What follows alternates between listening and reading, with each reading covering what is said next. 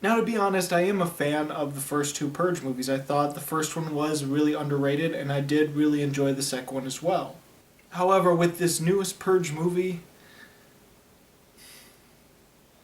I didn't hate it, but I didn't really like it either.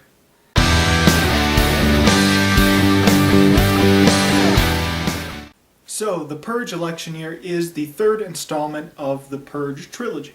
It's set in a dystopian alternate reality where there is a national holiday where every crime is permittable.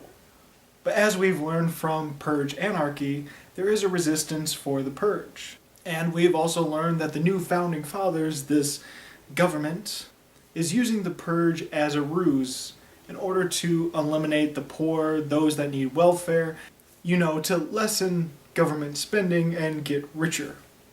Well, as a natural progression from the trilogy, this one now features a senator that wants to become president and wants to end the Purge after a tragedy has happened to her and as she knows what the Purge is all about. The soul of our country is at stake. The Purge targets the poor and the innocent. The senator's going to win, and she's going to make real changes too. But the greedy government, new founding fathers do not want this happening. So, similar to the Hunger Games catching fire, they have changed the rules of the Purge. Now there is absolutely no immunity to the Purge. Anyone can be killed, anyone could have crime done upon them. And so now they're going to use the Purge to assassinate the senator. And now her and her bodyguard, played by the awesome Frank Grillo from Purge Anarchy, now has to fight to survive, to keep the senator safe, and survive Purge night. Along the way, they find other people dealing with the Purge, as well as a little bit more fleshing out of the resistance to the Purge. And there we have the Purge election year. Now look, overall, I am fine with this film. It feels like an average, decent film, but there's plenty of things that are bad about it that I can't say it's anywhere near as likable as the first two Purges for me. First off, I do feel the main set of actors did do a good job in the film. Frank Grillo still plays a really great badass. Elizabeth Mitchell also did a good job as being the senator that wants to get rid of the Purge. Of all the main cast, those two did hold the film together, but I do feel the supporting cast was good as well. We have Betty Gabriel, who used to be this badass purger that killed a bunch of people, but now she goes around during Purge Day helping those in need, helping those that get injured, and the innocent that get caught in the crossfire.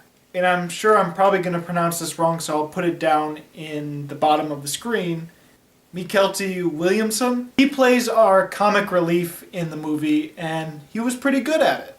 And the resistance leader in this film is played by Edwin Hodge, who you might remember from the first Purge movie as the person that gets let into the house that causes the whole scandal in the first Purge. So overall, I think the supporting cast and the main cast did hold the film together, and they did a fine job. Nothing completely amazing, but nothing really that bad at all. Overall, it was fine acting when it comes to the good guys in the film and some of the bad guys, but I'll get to that a little bit later. Overall, I feel the film is a very watchable thriller action film, much like Purge Anarchy, but never getting to the same level as Purge Anarchy when it comes to the action and the thrilling aspects. A lot of this is shown in the trailer, but there is some really nice haunting imagery throughout that gives it a little bit of a horror element. And to be quite honest, the haunting imagery throughout the film does the best job at showing just how crazy the Purge is. More so than the crazy people killing each other. Or at least the crazy people trying to kill our main characters. I like the overall story of Purge election year, and I think it progressed naturally in this sort of, we need to get rid of the Purge, we need to do it this way through politics. It seemed like a natural progression from the two other films. I think Purge election year has a lot of great potential in being one of the best, or if not the best, Purge movie. However, there are a few things within it that are keeping it from being the best Purge movie in my opinion. For one, the script. Now, I might not be recalling the other two Purge movies exactly, but I don't remember them having such bad scripts as Purge election year. The dialogue, the scripts, it's really forced, and there's moments where it just gets painfully bad. Like there is some dialogue in this movie that feel like some of the worst dialogue I've seen in theaters this year. Which is saying something because it's nowhere near as bad as some of the terrible movies I've seen overall. But as far as the dialogue goes, it's pretty equal with some of the bad movies this year. And I think some of the bad script is saved by decent acting. But unfortunately, I think some of the worst lines in the movie are given to actors that don't perform as well as the main cast.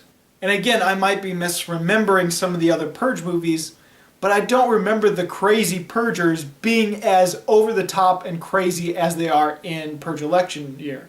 Now, yes, are they over the top in the other two films? Yes, definitely. They are quite crazy, and they do a decent job of that while being able to balance being over the top without feeling so over the top it's completely terrible.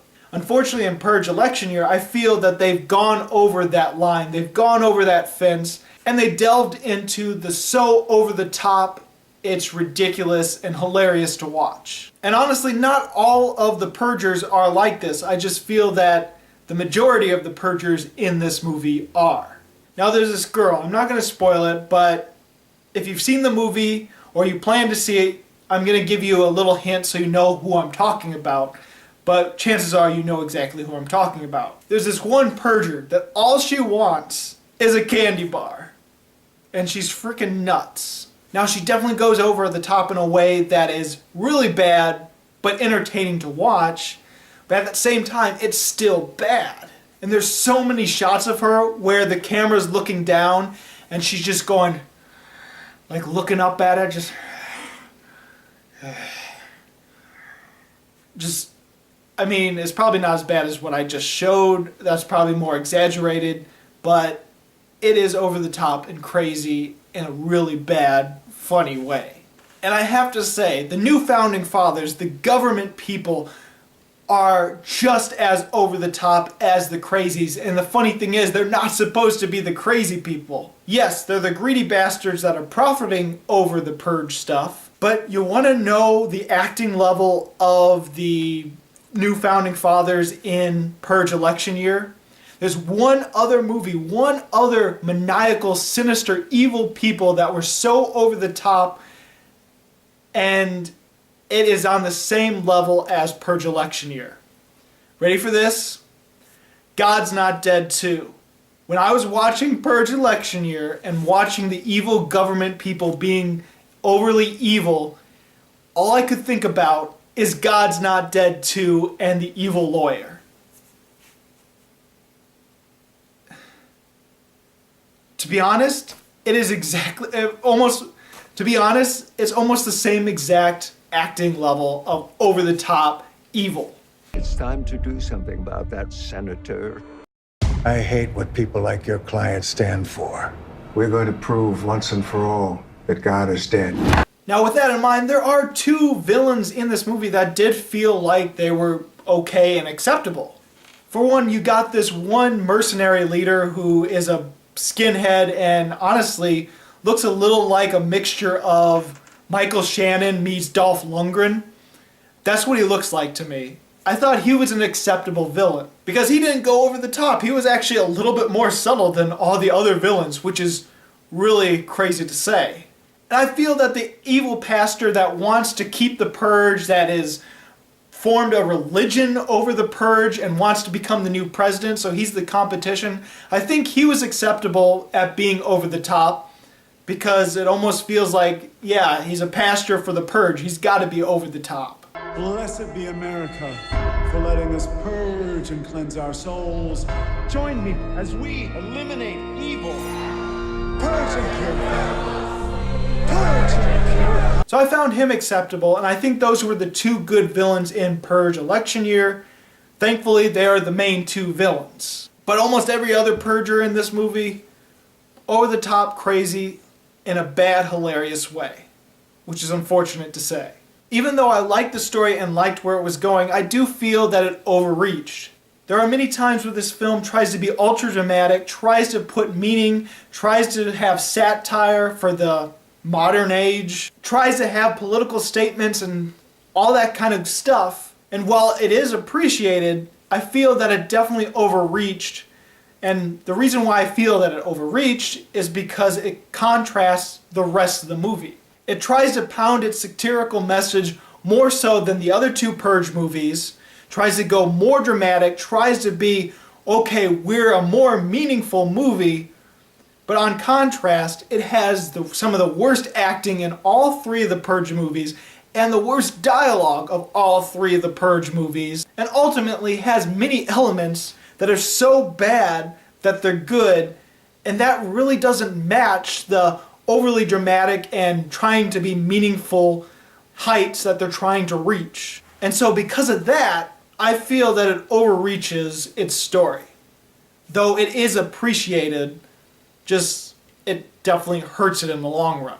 And another problem I did have with Purge Election Year is if you really look at the plot points, you dig deep, take away all the details, even keep some of the details, you realize that it is the same as Purge Anarchy. Yeah, many of the plot points are exactly the same as Purge Anarchy. Purge Election Year is the same as Purge Anarchy, just as Toy Story 3 is the same as Toy Story 2, Home Alone 2 is the same as Home Alone, etc., etc. And I know that, yes, it might have a formula, but there's a difference between formula and taking the exact same plot points with some of the exact same details in a sequel.